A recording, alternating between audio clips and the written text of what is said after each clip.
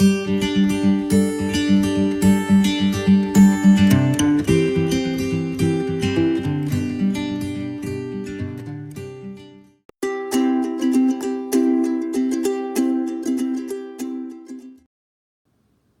everybody, GT here from GT's Barbecue. I'm going to do a pork butt tomorrow, but I have to get it on first thing in the morning. So I'm going to go ahead and inject it and season it tonight, get it ready to go, and I'll put it on first thing in the morning and we'll see what we get.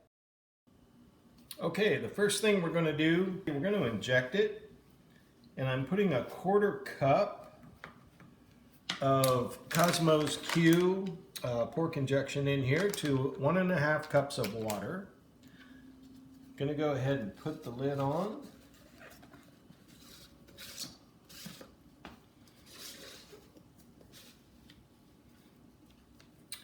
And give it a little shake, shake, shake-a-roo.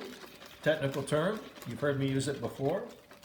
Get this all mixed up, and then after I mix this, it's going to be a little bit foamy. So I'm going to let it sit in the refrigerator for probably about a half hour, let the bubbles settle, and then we're going to go ahead and inject this pork butt. So we'll see you in a little bit.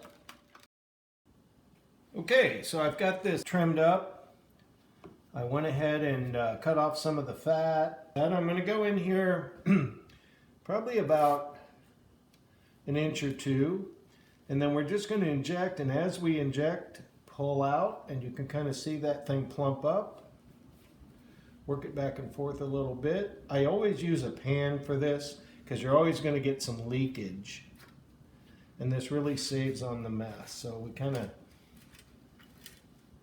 make a little pocket, inject as you pull out, and be careful because this will squirt you in the face.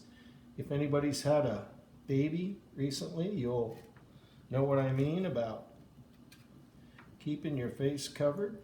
Oh my God. Camera girl doesn't like that.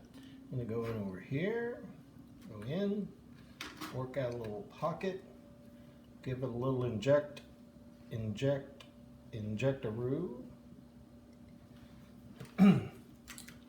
The foam is settled on my injection here. Now we're just going to go in about another inch. So I'm going to go ahead and keep doing this. There's no need for you to watch the whole process, but you get the idea. About every inch or so, as you pull out, inject, go in, as you pull out, inject. I'll inject the rest of this and I'll see you in a minute. Okay, we've got this nice and injected now. I did go around it and pat it off. You want to be careful not to push too hard when you pat it because you don't want to push out all of that nice juice that you added inside. And you also want to make sure you don't push the injector all the way through to create anywhere it can leak out. So this looks really nice. I'm going to use some Killer Hogs, the AP rub. It's a standard salt, pepper, garlic rub. And we can do this fairly liberally. It's a pretty big piece of meat. I'm going to cook this on my Weber Smokey Mountain tomorrow. I expect it'll take about, I don't know, 6-8 hours. I'll get it on early. You want to make sure you get the sides. And we don't rub. It's called rub, but you never want to rub it in. We just want to kind of pat it so that it sticks. We have plenty of moisture on here, so I don't need to use a binder of any kind. Usually if I don't inject this, I'll put some mustard or something on there to help the rub stick, but this is looking pretty good. Again, be really gentle when you pick it up. We don't want to lose any of that moisture that we just added. Pork is a very lean meat, doesn't have a lot of natural fat. So we want to make sure we add that extra moisture just so that when it's done, it'll be juicy and tender. So that's the first layer. Now for the second layer, I'm going to use Harry Sue's just all-purpose rub. So again, we want to kind of form a crust on here, and we don't have much flavor in this, so it's okay to be pretty liberal with it. Pat it in. You want to make sure you get it on all sides as gently as possible. Pick it up.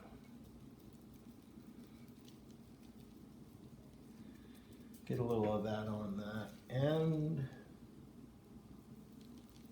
like so.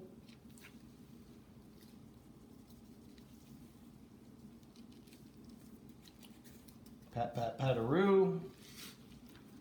And then the other side. These flavors are going to soak in overnight, get down deep into the meat, help give it some flavor. And first thing in the morning, I'm going to be able to just get up, put it on the grill, and we'll get to cooking. So we'll see you in the morning. Okay, it's about 9 a.m. I'm going to go ahead and get this pork roast on here this morning. The setup I'm going to use is I've got some Jealous Devil lump already kind of positioned in there. I've got a little divot carved out to make room for the coals. I'm going to let these set here for about another 2 minutes and get them poured in, get this thing put together, fill up the water bowl, and we'll get this roast on. Okay, so I've got the pork roast on. I've got a little drip pan underneath. I've got the smoker cranking along at about 275. I'll probably let that drop a little bit, but I want to run between 250 275. Probably take 2 or 3 hours, get it up to an internal temp of 160 or so, and then I'll wrap it and get it back. Okay, this pork roast has been on now for, I don't know, about 2.5 hours. Gonna give it a check here. Looks like it's got a couple of dry spots on there. That bark is starting to set a little bit. We're looking at about 152 degrees. I was going to wrap it at 160, but I decided I'm just going to let it run. I am going to spritz it a little bit here.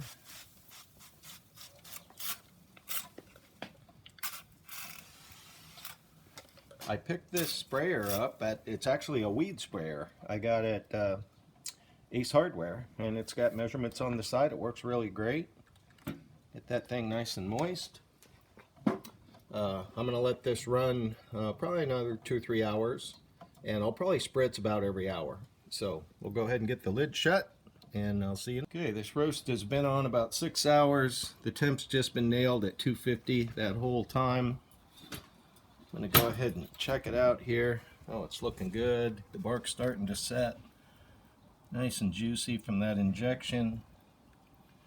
Looking about 174. 172. I can tell it's a little more tender down here on the end, but it's got quite a ways to go. So I'm going to give it a little spritz.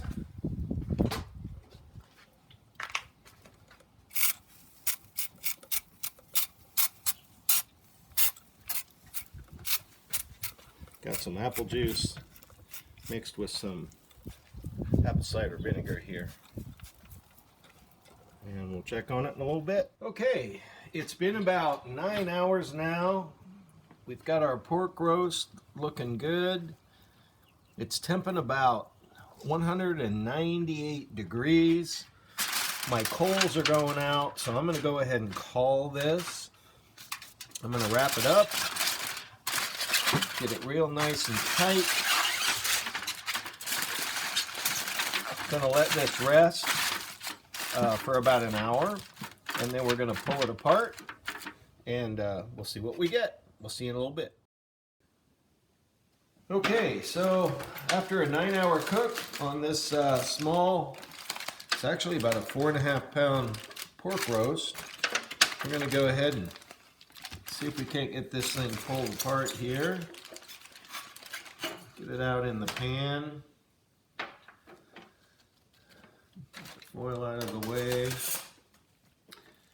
The first test is to get the bone out, and it's clean as a whistle. Meat comes right off. Oh man, that looks nice. So we have a little, oh yeah, here we go. Nice and juicy. I've had this resting for about an hour, and it's still steaming hot. Not a lot of fat in here. You can kind of see that juiciness. You can smell the smoke. I did put some apple and cherry wood under the coals, and I didn't have to add any coal, so that was kind of cool. The thing cooked all day long. Oh yeah. This is just coming apart. Nice and tender. We're going to mix this bark in with the rest of the pork. Very little fat. In fact, I hardly see any, although I did trim it up pretty well before I cooked it. So that's not to be completely unexpected. I do have some glove liners on underneath these nitro gloves, so this stuff's plenty hot. I always prefer to pull the pork. Oh man, that is so juicy. After cooking all day long, it looks pretty good. So we're going to get that like so. I'm going to go ahead and add a little bit more of Harry Sue's all-purpose rub, which is what I put on the pulled pork to begin with.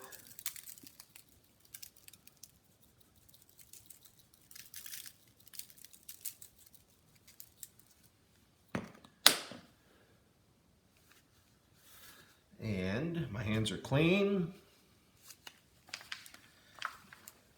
Just use one because I just realized how hot this is. So we're going to churn this in. A lot of juice, a lot of moisture. Oh man, it just smells amazing.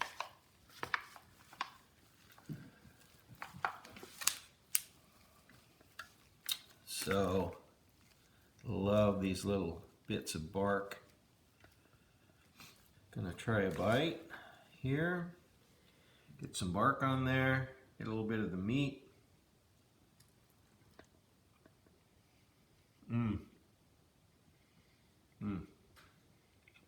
It just melts in your mouth.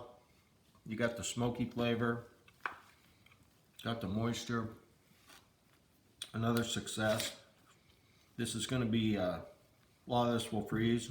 A lot of this will be lunches this week. So, calling it another thumbs up. Thanks for watching. Please subscribe, and we'll see you next time.